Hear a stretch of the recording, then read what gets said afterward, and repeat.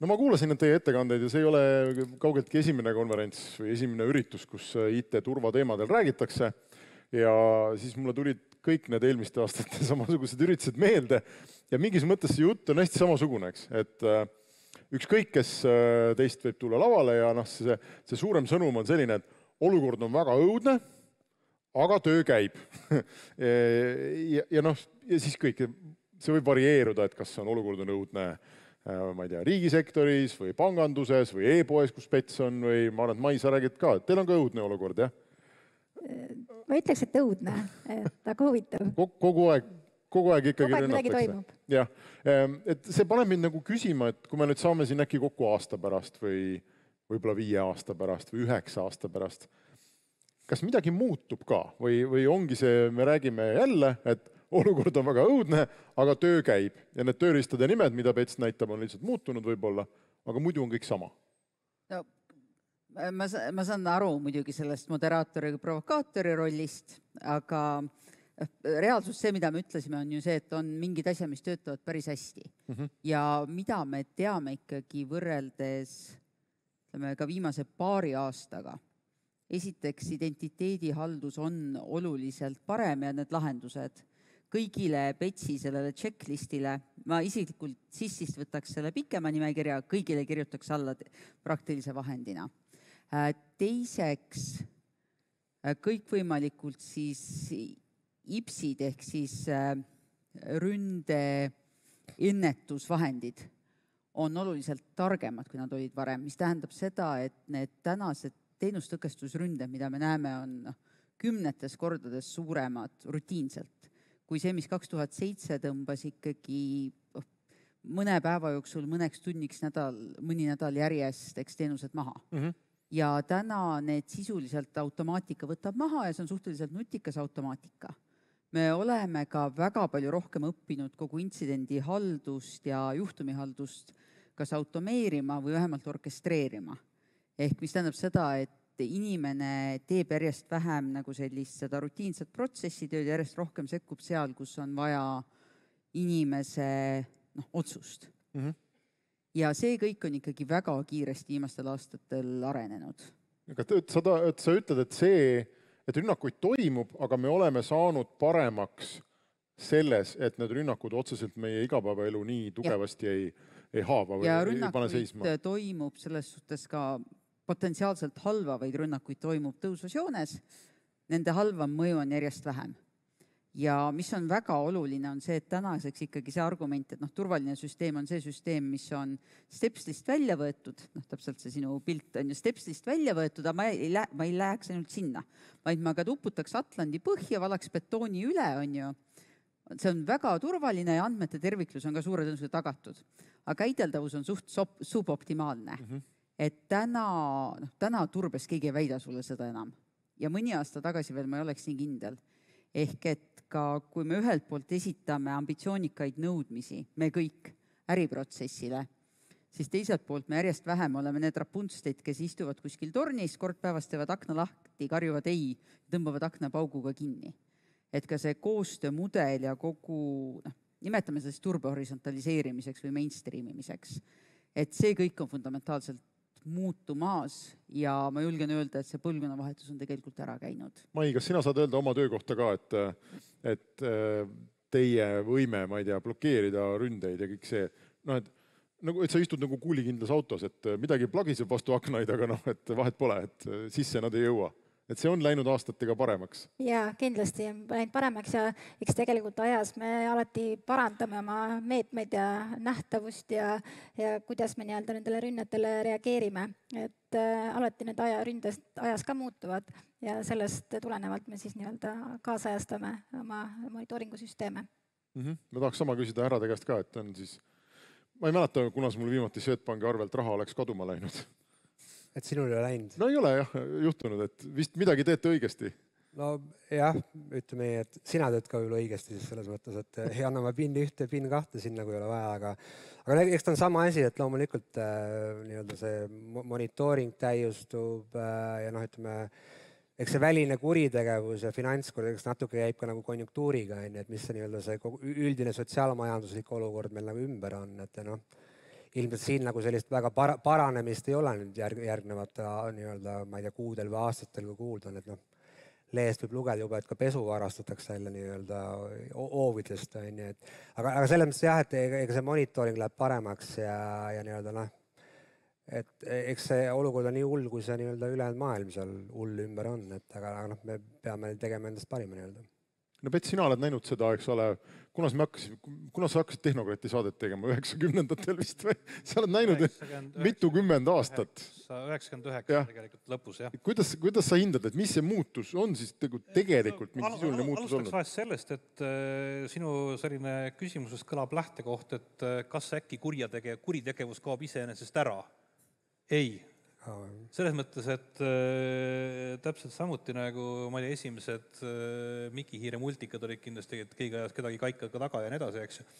Et ja nii täpselt samuti nagu on olnud ilmselt ka kiviajal on olnud kuritegevus, eks ju, on tänapäeval ja saab olema tulevikus, kuna see on nagu ärimudel, eks ju, me peamegi mõtlema, tähendab, nagu, milline on tõenäosus, et seoses, ma ei tea, mille kasutuse võtuga kaob ära mingi ärilaad, eks ju, okei, hobused ja need voorimehed kadusid, eks ju, aga midagi tuli asemele, eks. Et see lootus, et see nagu ära kaob, ei päde ilmselt, aga mis on nagu, ja need süsteemid muutuvad ka järjest suuremaks ja keerulisemaks ja filtreerimine huvitavamaks, aga nagu ma ka tahtsin oma jutus öelda, et mis kipub sealt kusagilt ära kaduma, on see hulk inimesi, kes tegelikult teavad, kuidas need filtrid töötavad. Ehk et kes, või mis iganes tegelikult kaitsemeetmed, sest et istudes väga toredate süsteemide juures, siis ma lihtsalt nagu igapäevaselt näen neid asju. Ja ma näen, et kui veebi poole peal, kui rakendused liiguvad sellesse nii-öelda headless ja rohkem mikroteenused ja kõik sellised hästi põnevad asjad, mida saab teha, eks ju, sest nagu see hulk täiesti uusi turvaprobleeme, mis tuleb sealt välja, sellepärast, et inimesed, kes võib-olla olid harjunud sellega, et rakendus jookseb serveris ja pole vahet, milline sodiladu mul seal on, eks ju, järsku pool sellest jookseb kasutaja brauseris. Ehk et põhimõtteliselt nagu nii-öelda, nagu ma ei tea, vaenlase territooriumil või vähemasti selles mõttes sellisel nagu linnaväljakul, siis selline nii-öelda, mis iganes ma kujutan ette, diskursuse paine või mis need sellised paradigma nihked, mis peaksid selle juures tekkima, nagu arenduse ja opsi poole pealt, et kuidas saada aru, et nendes asjades, kus meil on olemas käes selline nii-öelda võimsad automatiseerimisvahendid, me suudame ka automatiseerida bugide tekitamist. Me suudame kiiremini kui kunagi varem saata süsteemidesse laiali vale konfiguratsiooni ja nii edasi. Nii et nagu see asi unustada ei lähe paremakski, et ei lähe. Aga midagi on pidanud minema paremaks, või kas need ründed iseenesest on... Tööd on meil rohkem, selles tähendab, et kui su järgmine küsimus oleks see, et kas robotid võtavad meie töö ära, ei. Õudselt tahaks. Tahaks puhata ja mängida, aga ei. Aga samas see, ütleme, mitte IT inimesele, ma ei tea, võib-olla olete pidanud seletama või oma organisatsioonis kellelegi, et see on väga raske võib-olla isegi mõista, et kui ma ei tea, ma saan tänaval puuga pähe, eks ole, keegi võtab mult rahakoti ära ja jookseb minema, siis ma lähen politseisse ja tehakse mingi avaldus ja võib-olla isegi saadakse kätte see inimene, eks. Ja eriti kui on rasked kuriteod, siis üldjuhul vähemasti Eestis saadakse need inimesed kätte, kes on väga raskeid kuritegusid toime pannud.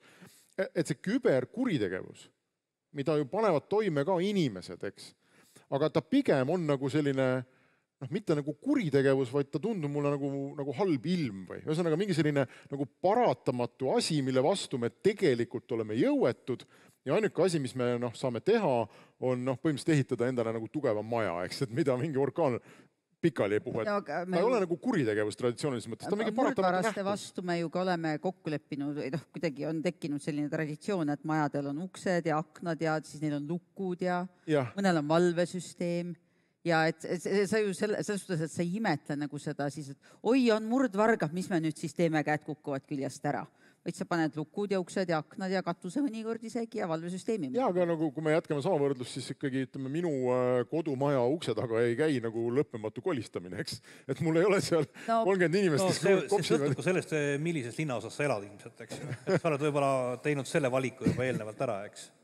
kelle perimeetris sa asud. Ja kogu selle tegelikult selle küberturvaga on ka ju oluline samas nii-öelda karu eest ära jooksmise näide, eks ju, tähendab selles mõttes, et oluline panna kingapaelad kinni, tähendab, et siis sina jooksed kiiremini kui teine mees, eks ju. Ja küberturva puhul ka üks slaid, mille ma jätsin esitlusest välja, oli just nimelt see, et teie peamine eesmärk on olla turvalisem kui ülejäänud, eks Eesti eesmärk on olla turvalisem kui ülejäänud, me ei suuda saavutada absoluutset turvalisust, aga me saame tegelikult olla selles mõttes nagu vähem oluline.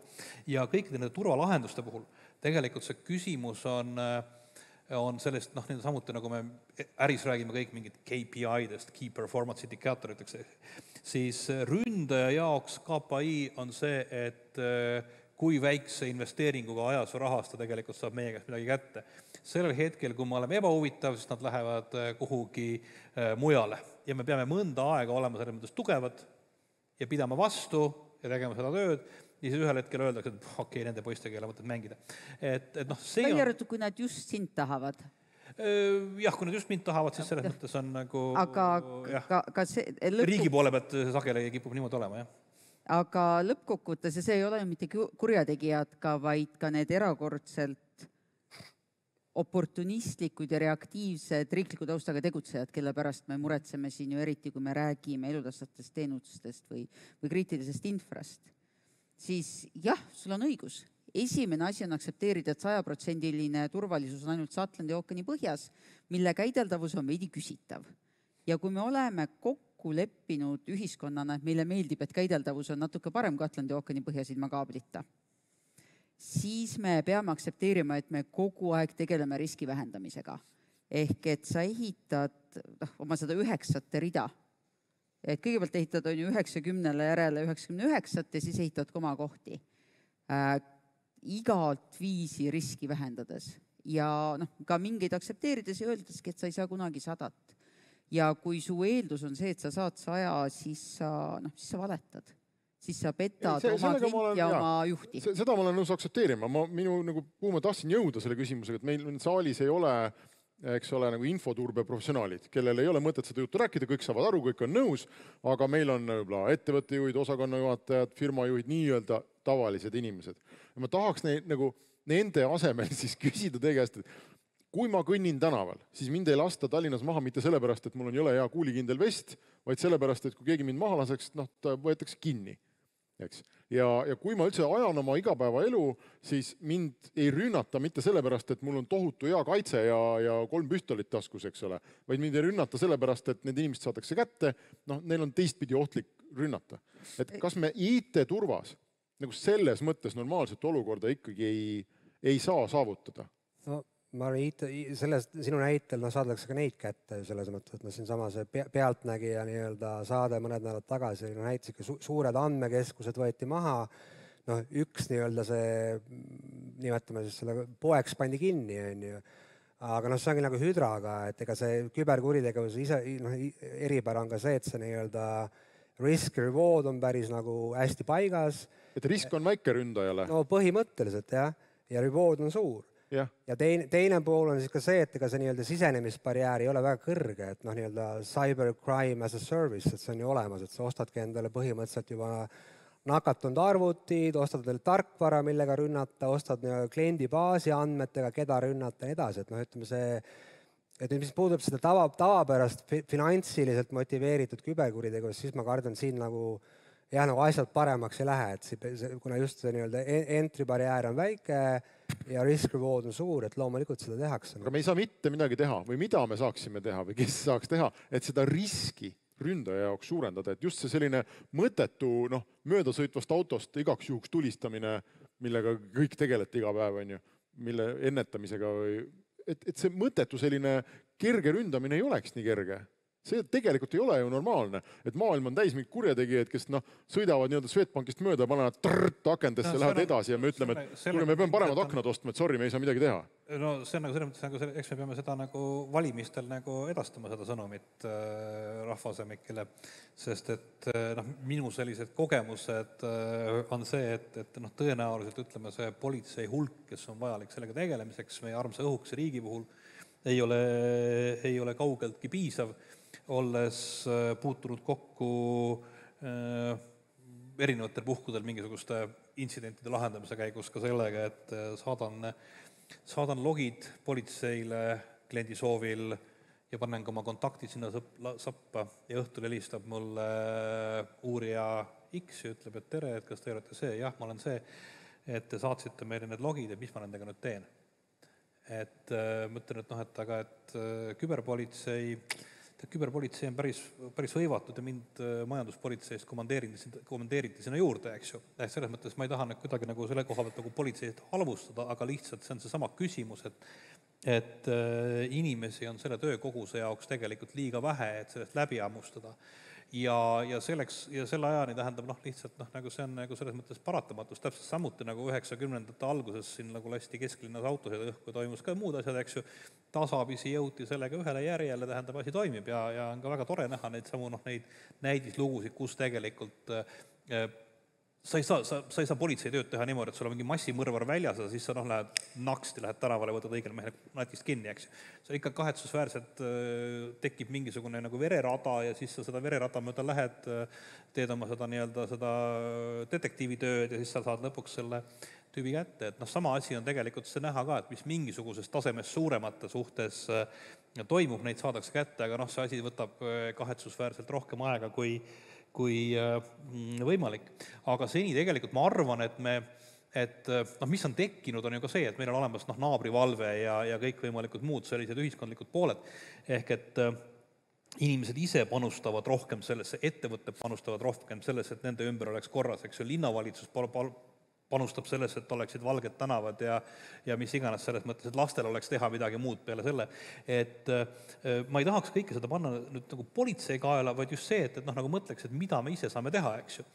Ja kui me siin rääkisime nendest keerulistest asjadest, CIS-i benchmarkidest ja kõikvõimalikest muudest standardidest, siis mul oli just ühel koosolekul oli küsimus, et Petsetaga, et kas sa selle CIS-i benchmarki leiud suudaksid nüüd kuidagi, ma ei tea, kodu turvasüsteemi näitel lahti seletada ja ma mõtlesin kuidas ma nüüd hakkan seda tegema, aga ma õhtul võtsin õlle ja siis mul tuli selline mõte ja ma kirjutasin ka tegelikult kõik need mingisugused leiupunktid lahti. Ehk et reegel number 1 on see, et uks on alati lukus. Reegel number 2 on see kehtib ka vanaisa kohta. Reegel 3 on... Ja ka rõduukse. Mida? Ja ka rõduukse. Ja ka rõduukse, ja siis reegel 3 oli midagi sellist, et kui lapsed jäävad üksinda koju ja milline pidu toimub ja nii edasi, tähendab selles mõttes, et neid kõiki asju on võimalik selles mõttes rääkida lihtsamaks, tuua sellesse konteksti ja mitte võib-olla nende tavaliste keskmiste investeerimispettuste ohvrite tasemele, aga nende teiste meid ümbritsevate asutuste organisatsioonide tasemele. Ja kui me suudame tegeleda sellega, et me tänu sellele liigutame seda mõtlemist, me saime aru, et uks on vaja lukku, ja rõduuks on ka vaja lukku panna. Okei, teeme selle ära, eks ju. Mis see järgmine asi oli? Sul oli väga tore nimekiri ka seal mingisugustest punktidest, eks ju. See, et ütle ei ja nii edasi, eks ju. Need samad lihtsad asjad, kui me suudame neid kõik teha, neid mõningaid lihtsaid asju, siis tegelikult see ümbritsev keskkond muutub paremaks ja need kurjategijad lähevad sinna rohkem sinna kuhugi mingisugustesse varilistesse kohtadesse. Ma loodan, et mingile teisele maale näiteks. Okei, Liisa, sa tahtsid lisada? Ja lõppkokkuvõttes ju küsimus ei ole selles, et me teeme turvet kuidagi turbe pärast, vaid et need samad standardid või parimad praktikat, mida Petsin välja tõi, on joonlaud. Nii nagu meil on, ma ei tea, sanitaarkontrollis, et me ka ei imetle seda probleemi, et e-koli levib, vaid me lepime kokku, me peseme käsi, on ju. Et me kandsime maske veel aasta või 2 tagasi. Ja lõpuks see ongi sellised, see, mis sellest siis on praktiline ühele juhile või tehnoloogiajuhile, on esiteks teada oma riske.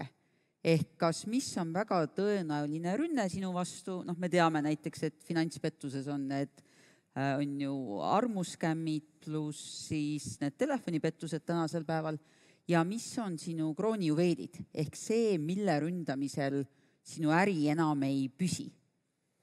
Ja siis tõenäoliselt võtad maha ja need kõrge väärtusega kaitsed ära. Ja selleks on mõned läbivad asjad. Üks on see, et nagu ma ütlesin, et kui sa ei tea oma protsessi, siis sa ei saa seda turvata, sest et siis on alati juhtimine paanika läbi, mis on okei, aga eskaleeru kui hästi. Siis teiseks, ja siis protsessi ja riskid. teiseks, kui sa ei tea, mis toimub, siis on selles suhtes õudselt hea olla, et kogu aeg on soe ja märg, aga siis, kui jamaks läheb, on külm ja märg. Ehk et kuni sul ei ole seiret ja seire puhul esimene kõrvalmõju on see, et sa hakkad alguses nägema räigelt palju rohkem jama. Maja näide, et sellel hetkel, kui sul tekib termokaamer ja sa saad aru, kus nurkades on külm ja kus on külmasillad, tundub, et isolatsiooni justkui ei olegi. Aga tegelikult sa lihtsalt näed, mida sa pead paremini kaitsma. Ja see on see, miks ma ei usu sellest, et intsidenti arv on mõistlik edu näitaja, sest et mul on õudselt lihtne öelda, et Eestis pole ühtegi intsidenti, ma keelan CERT-i töö ära. Ja õnneks ma ei saa seda teha, aga et kui CERT ei teeks oma tööd, siis Eestis oleks palju vähem intsidente, aga see ei ole konstruktiivne lähenemine. Siis kolmandaks, seeteks jälg maha ehk jälle juht ei pea teadma, kuidas see käib, aga juht peab teadma, kas ta olulisi asju logitakse. Protsesse, ligipääse, tehinguid. Ja neljandaks on see selline toimepidevuse küsimus, et mis siis juhtub, kui mingi asi, millest me sõltume, ei tööta. Kas mõnel juhul, kui läheb üks ühendus maha, kas meil on teine ühendus? Kui ei ole tund aega elektrit, ei ole põhjust, kas see on ehitustööde tõttu või millegi muu tõttu, kas meil on alternatiivne energiaallikas tunniks või on okei, kui me oleme tund aega maas. Et kas see, ja sama oluline, et ja me kõik teeme varukoopiaid, sest meil nõutakse, aga kas me kunagi oleme proovinud toimepidevust ka reaalselt harjutada ehk varukoopiatest asja üles võtnud. Ja see oleneb äride kaupa veidi ja protsessi kaupa ja ka selle, mis on toimepidevusnõuded, mis on andmete nagu hinnalisus. Aga see on just see, miks need kõikvõimalikud checklistid on väga väärtuslikud, sest nad annavadki sulle joonlaua ja kui, ei tea, seal on pilvemoodul, kõigis nendes standardites on pilvemoodul ja sul ei ole ühtegi pilveteenust, siis sa lihtsalt ütled, et neid riske ei ole, neid ka ei pea maandama. Tahaks natuke seda arutelu pöörata ettevõtte tasandile. Ja Mai, ma küsiks sinu käest, et kus tasandil organisatsioonis peaks sinusugune inimene paiknema? Kas sa peaks olema, kas infoturbe küsimus peaks olema juhatuses? Kas ta peaks olema ettevõtte tippjuhiga 2 korda nädalas tunniajane koosolek? Kuidas seda nagu sinu arvates oleks mõistlik organisatsioonis lahendada? Hea küsimus. Sõltub organisatsioonist, et kindlasti tippjuhtkond peab selle teemaga kursis olema, nad peavad teadma, millised riskid on, nagu Liisa siin välja tõi, aga pigem on see oluline see, et sellel inimesel, kes selle teemaga tegeleb ettevõttes, et tal on mandaat, et juhtkond teda toetab, ettevõtte inimesed teavad, kelle poole turvaküsimustes pöörduda, et selles mõttes ma ütleks, et ta alati peab olema juhatuses, et võib olla ka kuskil madalamal pool, aga lihtsalt, et jah, et tal oleks juhtkonna tugi olemas teemadega tegelemiseks. Siin võib nagu, kui ma oleks töötaja, ja siis ma mõtleks, et issand, jälle see Mai tuleb, nüüd ta teeb jälle mul mingi asja keerulisemaks. Ma pean jälle mingi vahekihi tegema ja mingi jura jälle pandi siia, kõik on nii-öelda turvaline. No, ma ei tahaks sinust eriti ausalt öeldes midagi teada. Mul on tunne, et sa teed minu igapäevast tööd raskemaks, sest sa ajad oma mingit imelikku turvajuttu. Ma teengi. Ajangi sellist imelikku juttu, aga selles mõttes see on oluline ja sellega info tuleb viia töötajateni, et miks me seda teeme. Elisa puhul me oleme elutähtsa teenuse osutajad, meil on kindel põhjus, miks me neid turvafunktsioone peale keerame, miks me turvame oma süsteeme ja ma usun, et meie inimesed saavad sellest väga hästi aru. Jah, palun. Ja ma ise nüüd ei ole selle valdkonna inimene otseselt, aga pangandus on lihtne, pank on väga nagu nii-öelda siis reguleeritud ja järelvalvatav, et seal ei ole valikut, et sul peab olema juhatuse tasemel keegi, kes nagu selle valdkonna eest ka vastutab nii-öelda. Loomulikult CISO ei ole juhatuse liige alati tingimata, aga nii-öelda ta allub tavaliselt juhatuse liikmele ja ma arvan see, et turvainimene tuleb ja teeb asju keerulisemaks, eks see on ka see nii-öelda jällegi selgitamine ja teadlikkuse tõstmise küsimus, et inimene peab aru saama, milleks see nii-öelda raskendav meede siis nagu hea on, et mis riski ta tegelikult nagu maandab, et see on igas turva- ja riskijuhtimise valdkonnas sama probleem. See on eriti halb, kui kunagi pole midagi juhtunud, eks? Siis kuna meil ei ole ju keegi kunagi sisse murdnud, sa tuled jälle mingi oma jutu. Terved osakonnad, kes teevad teiste tööd raskemaks. Ja see on see kõigi meiesuguste kõige suurem paradoks, on see, et kui sa teed oma tööd hästi, siis sul ei ole juhtumeid, intsidente, millel oleks mõju. seega ei ole neid õuduslugusid, mida sa mainisid ja kui ei ole õuduslugusid, siis kahaneb investeeritus sinusse, muuhulgas ka reaalselt ressurssi. Kui kahaneb investeeritus sinusse reaalselt ka ressurssi, siis muuhulgas tulevad õuduslood. On sul vähem inimesi, vähem tehnoloogiat, vähem nähtavust, ehk tulevad õuduslood, ehk teed sa oma tööd halvemini. Ehk mida paremini teed sa oma tööd, seda halvemini teed sa oma tööd. Ja see on ainult tark juht saab selle nagu katki lõigata. Mina olen selles mõttes, mul on nagu täiesti juhuslikult siin huvitav tiitel nagu turvaevangelist ehk et kusagil nii-öelda turvajuht on minust üleval pool ja juhuslikult ka selle sinu valdkonna taustaga, kes ütleb, et küll pangas oli hea, mida iganes oli vaja, ma ütlesin, et on regulatsioon ja kõik ütles, et nagu hakkame siis nagu raha välja käima, eks ju. Et hästi lihtne. Et meil on keerulisem ja millega seoses, kui ma liitusin Vaimoga, siis mul oli ka küsimus, et kuidas nagu järjekordne uus turvaga hakkab pihta, eks ju. Et mida selle vastu teha. Ja ma leidsin, et aga nagu, ma ei tea, oleks kõigiga sõber või. Selles mõttes, et erinevalt paljudest teistest osakondadest on minul tegelikult olemas süsteemidest oluliselt suurem ülevaade. Ja kui me jätame kõrvale selle riski, et ma ei puutuks mingisugustesse isikuandmetesse, vaid ütleme lihtsalt süsteemi ülevalolekku andmetesse ja mingid logide analüüsi võimekused sageli on tegelikult turvaosakonnal oluliselt suuremad kui mingitel arendajatel ja nii edasi, kuigi arendajatel võiks ikka olla head, siis ma hakkasingi tegema seda, et kui kusagil oli kellelgi mingisugune mure, siis ma ütlesin, et oota, kuule, ma vaatan korra turva poole pealt, kuidas selle logidega on. Kuule, et sul on ma arvan, et sul on vaata sealt poole pealt, sest mul on kogemus, et enamasti on see niimoodi, eks ju. Ja mul kuidagi õnnestus see, et kui olid ka mingisugused, nimetame neid siis neid enne 24. veebruari intsidendilaadsed asjad, eks ju, et intsidendilaadne toode, eks, siis ka nende puhul, ja mingi Log4j, mis tegelikult otseselt meid ei puudutanud, aga ma aitasin arendajatel leida tegelikult neid probleeme ja ma tegin iga kuu olid meil mingisugused sisemised ma ei tea, Tech Monthly üritused ja ma alati rääkisin ja ma alati tõin esile kõiki neid kolleege, kes tegelikult olid, tähendab selles mõttes, ma ei tea, kes oli kirjutanud hea test case'i tarkvara testimiseks või kellega me koos öösel kella 12-ni lahendasime mingisugust asja ja tegime ja projektijuhid ütlesid mulle, et Pets, tead, see töötab. Inimestel on kuidagi väga hea meel nende probleemidega tegeleda, millest sina räägid. Et tee rohkem seda, jah, et too neid alati esile ja et kui on vaja rohkem aega, et me annaksime turvaga tegelemisele arendaja aega tähendab, et ma leian kusagil projekti nurgast ikka midagi, et las nad teevad, et see on see paneb inimestel silmad särama, see on nagu see osa tööst, mida nad tahavad teha.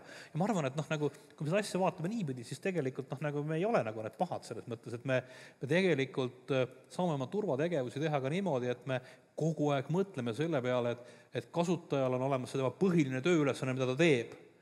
Ja siis meie oleme samasugune selline see tugistruktuur, mis annab talle, ma ei tea, Exceli ja Wordi ja mingisugused muud asjad ja meie anname talle turvalise töökeskkonna, et ta ei peaks üleüldse muretsema selle pärast, et midagi ja see on hästi oluline ka mõttemaailma vahe, et turve ei ole mitte see mingi barjäär, kes käib ja stoppab, vaid turve on võimaldaja. Täpselt nii nagu raamatupidamine või kogu see füüsiline pool on ka infoturve võimaldaja, kui seal on enam, et kui majal on katus peal ja infoturbes on siis kokku lepitud standard või tase käes, siis sa saad turvaliselt keskenduda oma põhiprotsessile, oma põhiärile. Järgi on mõelge selle peale, et standard on mingisugune hästi keeruline asi ja riskianalüüs on mingi kohutavalt keeruline. Ma nimelt näitasin neid oma Slacki postitusi, kus ma panin kokku bullet pointid, kus ma arutasin valjusti, mis meiega juhtuda võib. See tegelikult ongi riskianalüüs. Ta ei ole selline Wordi dokument, kus on tiitel ja versiooni number ja mingisugune asi. Minu kogemus ütleb, et riskianalüüsi eest ärajooksmine võtab iga kord riskihindamisel rohkem aega kui riskianalüüsi läbiviimine. Universaalselt. Need asjad kõik on tegelikult sellised nagu talupoja mõistuse asjad, et ärge ajage neid süsteeme keeruliseks, aga tehke ja ka kõikide nende infoturbe standardite ja nõudmiste puhul on see, et audiitor tahab näha, et kui keegi peaks jõudma selle punktini, et sul on olemas plaan ja sa kogu aeg parandad süsteemi, et sul ei pea olema kogu maja täielikult turvaline kogu aeg, aga sa oled hinnanud riske, sa tead, kuhu sa liigud, eks ju, ja see on tegelikult kõige olulisem, see annab sulle ka sellise sisemise rahu. Aga jah, mul on sisemine rahu, ma ei pea ise küsimusi välja mõtlema, vaid meil on suur hulk küsimusi vaatajatelt ja võite veel juurde küsida, aga ma alustan. Mai, ma arvan, ma suunan selle sulle. kõigepealt, kas teil on olnud intsidente, kus infoturbet tagavad meetmed on olnud takistuseks äriprotsessides? Ja kuidas te siis tagate, et tulevikus neid ei juhtuks, sulgudes false positive detection ja nii edasi? Kas infoturbe meetmed on mõjutanud äriprotsesse? Jaa, nagu negatiiv. Palun mingi, keegi ei saa sisse logida, sest turva on nii hea ja siis, ma ei tea, mingi esindus on päev otsa kinni või? Ei, sellist praegu mulle kohe küll ei meenu, aga eks meil oleme mingi turvameetmeid peale pannud, mis on meie nii-öelda töötajate tööd mõjutanud vähesel määral, aga me üldiselt, kui me mingeid muudatusi teeme, siis me nii-öelda anname inimestele teada, nad annavad meile tagasisidet ja me saame kiirelt reageerida, et kui mingi mõju peaks olema, siis me saame kiirelt nii-öelda. Sina ei ole liiga lukku midagi keeranud, Elises? Otseselt ise ei ole. aga on juhtunud? On ikka, et kui me oleme näiteks uut viirustõrjeprogrammi peale pannud, siis näiteks, praegu tegelikult tuli meelde jah, et esinduses kaardimakse terminali tarkvarada näiteks blokeeris, aga suhteliselt suur asi. Me reageerisime kiirelt, et mõju oli väike. Ma arvan, et see on ka oluline, et nii-öelda riske maandamine peavad olema omavahel nagu vastavuses, et ei ole mõtet sääske lasta nagu nii-öelda siis sääske lasta kahuriga, et see nagu tavaliselt devalveerib seda riskijuhtimise kredibiilsust nii-öelda tervikuna. Ja selles suhtes piisavalt kaua selles sektoris on kõigil juhtunud, et see konf ei olnud päris õige. See, et su siis IPS ehk ründe kaitsesüsteem veidikene nagu sellest tuleb paketikadu. Või seda, et su turvanõrkuste skänn on nii kõva, et ta DDoSib süsteemi ise ära. Hüpoteetilised näited nimitoimetusele teada. Ja see on see, miks sa ei tee seda nagu paanika ja hoogtöö korras, vaid see on see, miks sul on normaalne muutuse haldus, see on see, miks sa testid, see on see, miks sa muutust ei tee võib-olla nagu keset tööpäeva. Ja kõigile korraga. Ja kõigile korraga. Võib-olla veel kommenteeriks seda, Peeter, tõi enam välja selle kontrollide rakendamise, et ma ei tea, kui palju sa ise oled vaadanud nende kontrollide sisu, aga teatud kontrollide puhul on see, et kas tuleb nagu läbi analüüsida ka see, et kas sa tegelikult tahad seda ettevõttes rakendada, et seal võibki olla kasutajatele väga olulisi mõjusid just nagu selle kasutatavuse osas, et siis peadki leidma selle balansi, et mida sa tegelikult tahad peale panna või millist riski sa maandama hakkad, ja seal on kõikide asjad tuleks lugeda selles mõttes nagu mitte seda nagu pealkirja, vaid lugeda sealt alt seda lõiku või nagu uudise sisu ka ennem, kui nii-öelda nagu hakata nagu uudist rakendama, eks ju. Ehk et neid olukordi, kus OPS ütleb, et ei me ei saa seda teha, sest et ma ei tea, seda ei ole võimalik meie selle raha eest soetatud tööriistaga teha ja see mingi teine auditlogide küsimus on, see on juba oluliselt kallim ja kus me seda raha saame ja issand.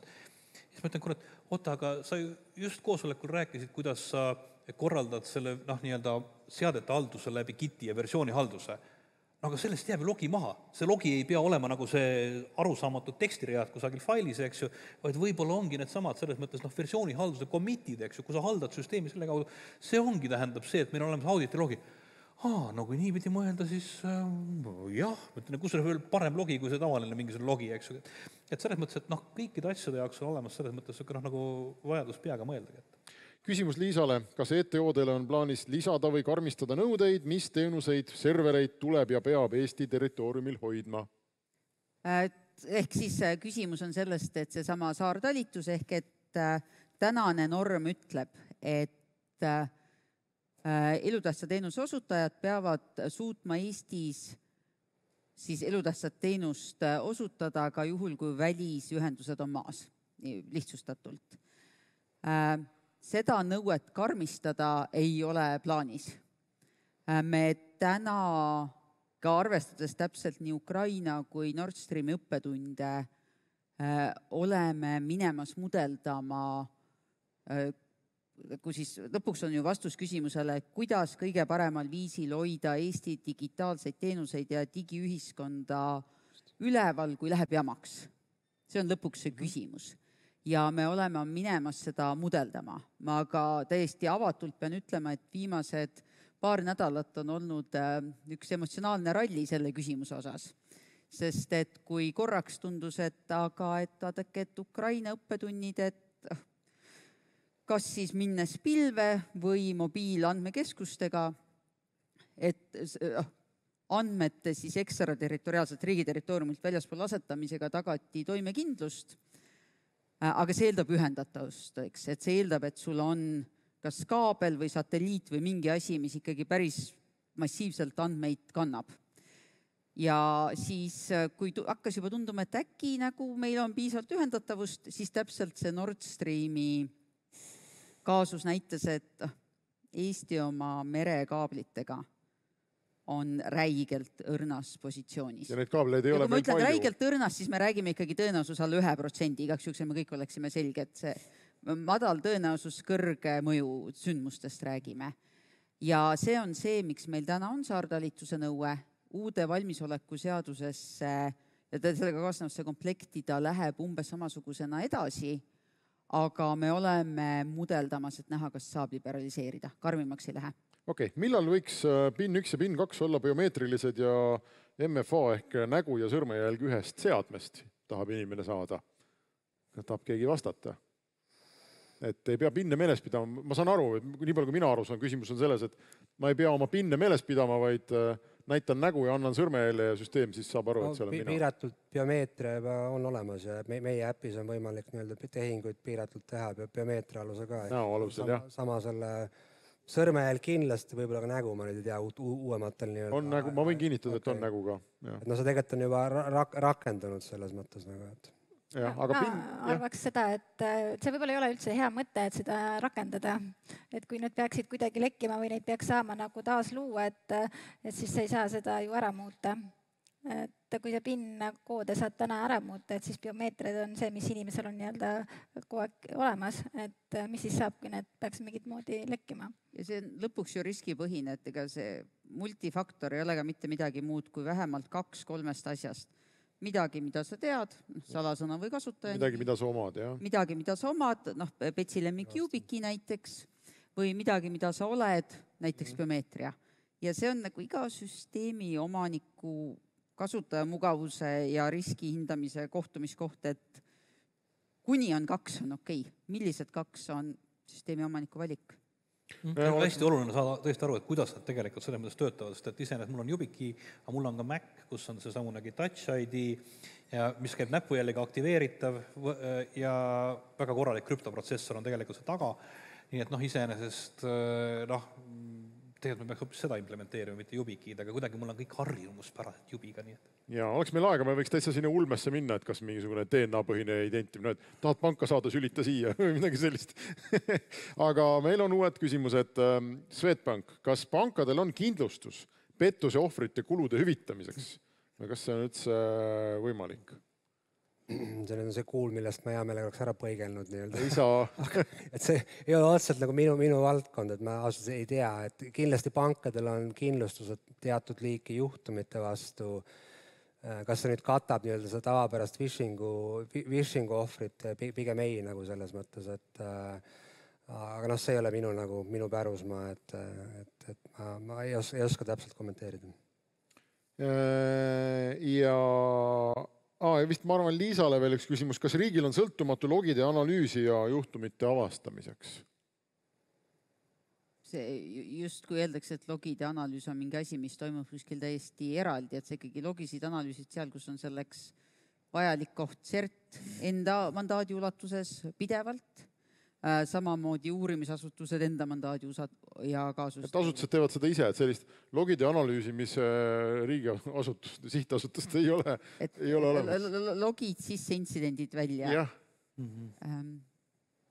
Kui siis nii sügavas riigis, et ma ei ole teda näinud. Logide analüüsierimise peadirektoraat. Logidega on see küsimus, et logid on suhteliselt sellised, ütleme, kontekstitundlikud selles mõttes, et sa pead teadma, mida su rakendus teeb ja siis hakkavad logid sinuga rääkima. Me olime kevadel olime Eesti Blue Team Locked Shieldil ja senikaua, kuni rakenduse adminid said oma rakendused ära turvatud ja tegelesid nende konteineriseerimise ja kõige muuga, siis kogu minu logitiim lihtsalt käis rakendusi läbi ja vaatas, kuidas näevad välja meie haldusalas olevad rakendused normaalse töö käigus. kaardistasime selle ära, ehk et pärast seda, kui meil hakkas tulema juba nii-öelda paha trahvik, siis me teadsime, okei, see on normaalne, see on huvitav. Olgu, meie aeg on läbi. Ma tänan paneliste.